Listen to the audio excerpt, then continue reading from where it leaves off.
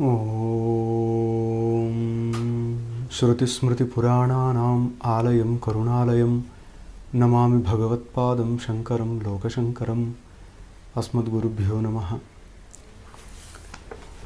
After the first shloka, Madhusudana Saraswati connects the second shloka, and in his introductory sentences he says, Syadetat Atmano Nirdharmakatve Pramatradi Vyavaharasya Adhyasa Moolattvena Brahmano Yajeta Ityevamadinam Shastranam Apramanya Prasangaha Akartuhu Abhoktuscha Atmanaha Pravrutyανupapattehe.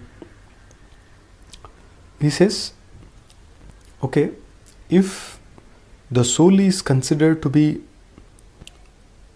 pure, absolute, without any adjuncts, then the convention like pramata, jnata, bhokta, all these will be adhyasa moolatvena. All this will be based on adhyasa.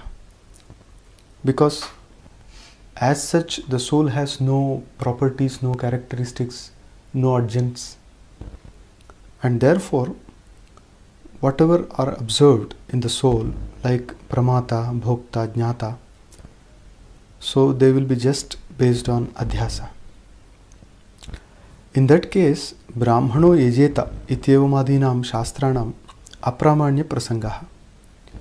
So in that case, the entire Shastra literature which prescribes some rituals, religious rituals to the individuals would become invalid, because the Vedic injunctions like Brahmano yajeta, where something is prescribed for an individual like Brahmana, so they actually prescribe that particular karma to that particular individual. But if the soul is considered as nirdharmaka, without any properties, then he cannot be pramata, jnata, karta. So in that case, what would happen to the injunction ordaining some particular Vedic ritual to the individual? That is the problem. And then all such sentences prescribing some Vedic rituals, etc., would become invalid. So that is the problem. And akartuhu abhoktuscha atmanaha pravrutti anupapattehe. And the problem is that when the soul is akarta and abhokta, that means a non-doer and non-enjoyer, then pravrutti anupapattehe, such soul cannot indulge in action. So therefore, for this we will have to accept the Atma as karta bhokta. But the Advaita philosophy tries to propound the theory that the soul is not a doer, not an enjoyer. So whatever is happening, that is because of Prakriti and not of the soul. Therefore the soul is always pure, absolute. Then how can such soul indulge in any kind of action, Vedic or non-Vedic? That is the problem. Veda pramanyecha kuto brahma siddhirapi. And if Veda becomes invalid, because some of the statements of Veda, if taken as invalid, then we cannot say that half of the Veda is pramana and half of the Veda is not pramana. That is, ardhajarati nyaya is not acceptable here. So for that we will have to accept the entire Veda as pramana or apramana. So he says here, if Veda is not a valid text, not authority, then kuto brahma siddhirapi, how can the Brahman be established? Because tasya tanmatra gamyatvat. That means if Veda is not a pramana, how can we ascertain the Brahman? Even the Vedantin, even the Advaitin has to depend upon the Veda to propound the theory of Brahman, because Brahman can be realized only through the Veda. That means with the help of Veda alone we can get a knowledge of Brahma. So if Veda is not considered pramana, then establishment of Brahma too will be out of question here. Shastra yonitvad iti nyayat. And another problem is that Shastra yonitvat iti nyayat. This is the Brahma Sutra referred here. Shastra yonitvat means the third Brahma Sutra says here, Shastra Yonitvat. That means the Brahman of Upanishads is to be understood with the help of Shastra or scriptures, because the scriptures are an outcome of the Brahman only. That means they are the product of Brahman, and whatever is produced from whatever thing, so that will naturally point to that. Just like the smoke which is emitting from the fire, that naturally indicates the existence of fire only. Similarly, when Shastra has come down to us from Brahman, then the Shastra should point to that Brahman only. And another thing, that Brahman is the cause of Shastra, and Shastra is the indicator of Brahman. So such kind of relation is possible here, and on account of this also we have to accept that the Veda should be Pramana. If Veda is considered as valid, then the Vedic rituals or everything pertaining to the soul must be accepted, and if they are accepted, then for their propriety and in order to get the result of such karma, the soul should be accepted as having all the properties. He is the doer, he is the enjoyer. That is the problem here. Tathacha Veda Pramanyartham Pramatrutvad Vyavaharasya Satyatvam Abhyupeyam iti Ashankya. So, in order to make the Veda valid or authentic, Pramatrutvad Vyavaharasya Satyatvam Abhyupeyam. So, the entire convention, like the soul is enjoyer, doer, etc., all this has to be accepted, because it has a chain link connection, that if you don't accept Veda, then all the injunctions would become waste and the Veda itself would become invalid. If Veda becomes invalid, then on that basis only the Advaitin too cannot establish the Brahman, and everything is very tortuous here. Therefore, we will have to accept that the convention in the world, in the form of the soul is doer, the soul is enjoyer, should be accepted as valid, because the Veda is valid. This is the Ashanka or the objection. That means this is actually prima facie view of the opponents, that for the sake of such validity only we will have to accept the soul's doership, enjoyership, etc. Now Madhusudana Saraswati answers, Kim Tattvajnanat Purvam Apramanyam Apadyate Urdhvam Va. He asked them, now tell me, Apramanyam. Apramanyam means invalidity. Invalidity of what? Invalidity of the scripture or the Veda. Tattvajnanat Purvam Apadyate Anantaram Va, Urdhvam Va. That means, when do you consider the Veda inauthentic or invalid? Before the rise of realization or after the realization? If it is before realization, then Sarvesham Pramananam Avidyavad Vishayatvena Tad Dashayam Badha Bhavat Nishpratyuham Pramanyam. Then he says, well, before the rise of self-realization, everything is invalid, including the Veda. If you say so, there is no problem, because actually in the empirical level, before the dawn of self-realization, all the Shastra are considered in the Advaita philosophy as Avidyavad Vishaya. That means the entire scriptural literature pertains to an ignorant person, Avidya Vishaya. That means the entire Veda, Vedanta, Upanishad, Gita and all the other Shastra are for such a person who is under the influence of ignorance. Therefore, Avidyavad Vishayakatvena. That's what Shankaracharya also explained in his introduction to the Brahma Sutra, that Pramana Prameyad Vyavaharaha Sarve Avidyavad Vishayaha. That means the entire design of Pramana, Prameya, Shastra. So all this is for a person who is under the influence of ignorance. And here also, if we say that before self-realization everything is valid, there is no problem for that, because before self-realization, for a person who is under influence of ignorance, all this is to be taken, all this is to be resorted, and that we have accepted all this as valid only. Dvitiyetu, well, if we say that the scripture is invalid after realization, we accept it, because we also say that after self-realization it doesn't have any purpose to serve. That's what all the Upanishads also say, especially with the example of Ulka. Ulkavat adhatan yutsrujet. That's what the Upanishad says. That means when you carry a lamp or a mashal and enter into the darkness, you search for something with the help of the lamp.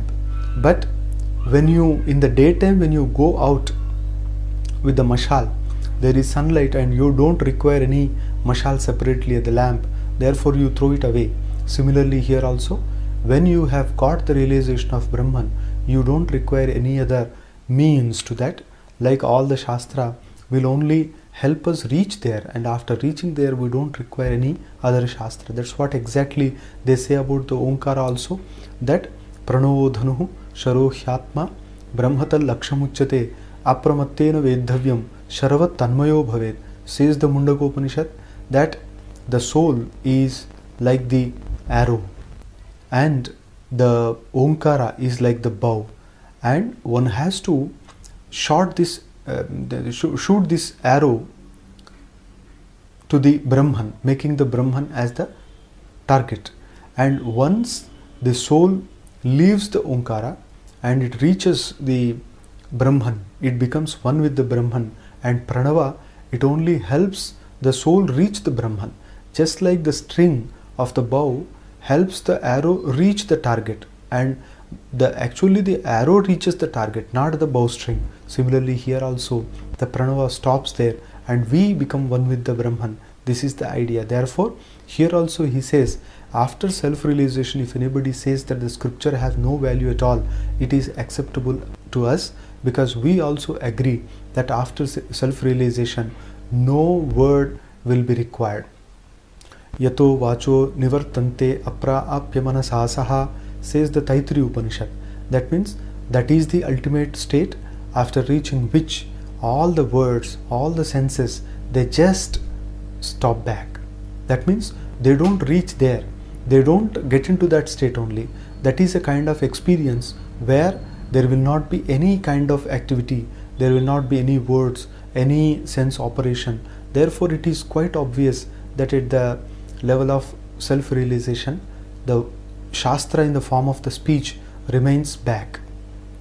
Now in the second shloka, Shankara Bhagavad explains, Na varna shramachara dharma na me dharana dhyana yoga dayopi anatma shraya ham mamadhya sahanat tadeko vasishta shivah kevaloham. He says, Na varnaha, I do not have any caste creed, na varnashramachara dharma, and all these duties or rules or regulations, conditions, instructions pertaining to particular caste, particular ashram, state of life, and other conduct also, they do not pertain to me, the soul. Name dharana dhyana yoga yopi, and everything like fixation of mind, concentration, meditation, and final spiritual absorption with the target of that is Brahman. So all these also do not pertain to me. Anatma ashraya aham mama adhyasa hanat, because I have given up the false identity of self, the false superimposition of it somewhere, because of which there will be the feeling that it is mine. So because I have given up all these feelings which are actually based on non-soul, tadeko vasishtaha shivah kevaloham, ultimately I remain as pure self, the pure auspicious self, and I am verily that auspicious power, energy, consciousness. So here in this shloka, Shankara Bhagavad says very clearly that all the caste, creed, religion, and all the efforts, the spiritual efforts too, to reach the true nature of the Atman, all this is only the external activity, and these are at the psychological level. Therefore I, the soul or the consciousness, I am beyond that. Therefore they do not pertain to me. They are only the mental activities. And because I have abandoned, I have forsaken all the feelings like I, mine, etc., which are the basis of the superimposition, I now remain in the pure form of that consciousness. Now, Madhusudana Saraswati explains, Varnaha Brahmanatvadayaha. What are the Varna? Varna means caste. And in ancient India, there were 4 Varna, Chaturvarnyam Maya Srushtam, like that. So they are Brahmana, Kshatriya, Vaishya, Shudra. That means there are 4 different castes for the maintenance of the society. The entire human society depends on these 4. Not in what sense they understand, but in other sense also. Even when the entire caste system is abolished, still there will be such categorization, because if we understand the true sense of these castes, we can appreciate the social structure. Because Brahmana means not a person who is born in the family of Brahmana, not a person who just carries the Yajnopavita, not a person who externally shows some marks of Brahmana, but true Brahman, as Vyasa Maharshi says in the Mahabharata, is a person who realizes the Brahman, who has the feeling of Brahman, and who finds non-difference everywhere. Such a person is Brahmana and is a very pure soul.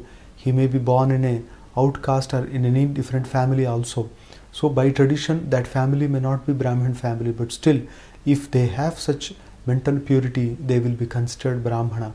So that is the Brahmana first. And in our social context, we can understand this Brahmana as the intelligentsia or intellectuals. And the intellectuals are the people who think about the welfare of the society, who plan for that, and who always strive for knowledge and propagation of knowledge. They are Brahmana. So in our society, we find they may be born in any family, but many such kind of people are there in our society who throng for this thing, who actually long for this knowledge, and who try to teach this to everybody. So they are the Brahmana. But even if they are engaged in their pursuit of knowledge, if there is imbalance in the society, especially in the matter of law and order, there will not be peace. And when there is no peace at all, no pursuit of knowledge can continue, cannot flourish. That is the problem. Therefore, we will have to understand the importance of law and order in the society, and that is the duty of police, that is Kshatriya. So the second category in the society is the police or the law and order category. Those people endowed with physical capabilities, they look after the welfare of the society, they provide protection to everybody, and they take care of the society as such. And therefore that Kshatriya, maintenance of law and order, is the second. And the entire society cannot entirely depend only on mere knowledge or intellect or mere law and order. The third thing very important is the business or trade. That means the entire society is knit together with the trade only, because everybody requires something or the other, and for that he will have to depend on the other person. And in the olden days, there used to be barter system also, exchange of goods, and here nowadays we find currency exchange is there, but still there is business, there is trade, and every being depends on the other, and such kind of mutual business transaction is known as Vaishya, and that class is also very important in the society. And when such kind of transaction is going on in the society, two things are essential. One is proper planning for the business, and proper planning is the Brahmana kind of activity, and proper protection is the Kshatriya kind of activity. Then business can prosper. And thus these three are very essential for the maintenance of society. But what about Shudra? Shudra is that class which entirely depends on physical effort, physical exertion, physical exercise, and that actually helps the first three communities. That means a Shudra may be a Brahmin, but may be born in a family of Brahmin, but if he is not grown up, if he is not intellectual, if he cannot pursue his intellectual avocations or the law and order, all that, then he can only do some physical work, and the people who are doing just physical work are the Shudra according to Mahabharata also. And these Shudra, they are also very essential, because the execution of the planning of Brahmana depends on exactly the physical capability of Shudra. Similarly, the law and order also requires the physical capabilities, and therefore the Shudra is very essential part of the intellectual planning and execution and law and order maintenance. And third, even in trade and business also, this class is very important, because just by sitting at a particular place, nobody can make all the business transactions, and for that he will have to take the help of several people. When several people work together like little ants, then only something can be achieved in business or in anything. Therefore this class is also very important, and we understand on close observation of the entire world social structure that this fourth class is very strong, dominant and essential part of society, that without this particular working class there cannot be other three classes, and there will be remaining on only paper, and there will be only ideological classes, and therefore the fourth class is considered to be very important, of course. And all these four are very strong, but still he says here that whatever is considered as Brahmana, Kshatriya, Vaishya, Shudra, especially on the basis of Dharma Shastra, that a person who is devoted to the study of Veda is Brahmana, the person who is devoted to the maintenance of society is Kshatriya, and the person who looks after business is Vaishya, and the person who does some physical work is Shudra, etc. Now Shankara Bhagavad-pada says, actually this I, the pure consciousness, is beyond this, therefore no caste pertains to that. Actually the soul is not a Brahmin, the soul is not a Vaishya, the soul is not a Kshatriya nor Shudra. Why?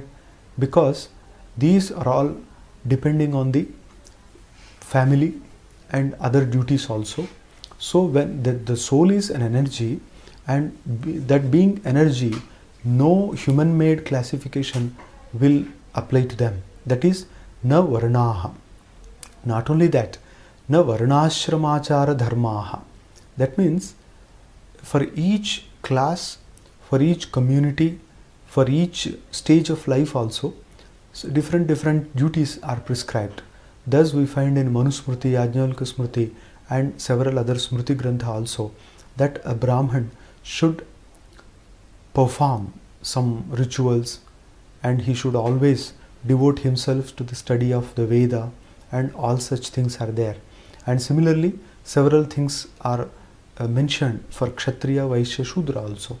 And now those duties will not pertain to the soul, because when no caste is there, how can the duties of a caste pertain to the soul? Soul is beyond that, therefore the duties also do not pertain. And second thing, we understand that even ashrama does not apply to the soul, because ashrama, that is various stages of human life, that in our Indian tradition we understood human life in four parts. The first maybe 20 years are called Brahmacharya ashrama, and next 20 years that is called Grihastha-ashrama, and next 20 years called Vanaprastha-ashrama, and last part of life is called Sannyasa-ashrama. And this is actually the normal course of a person's life, but sometimes we find some kind of other kind of practice also, like some rare souls, they get into Sannyasa ashrama in the initial stage of life also, but generally this kind of order is followed in Indian society. So brahmacharya ashrama, that is the first stage of our life. That means after getting the Upanayana ceremony performed, we have to devote ourselves to the study of the Veda, and at the age of 8 we get Upanayana, and for 12 years we study the Vedas and other Shastras also, and thus being equipped with the thorough knowledge of all the Shastra, then we attain the age of 20 and we become eligible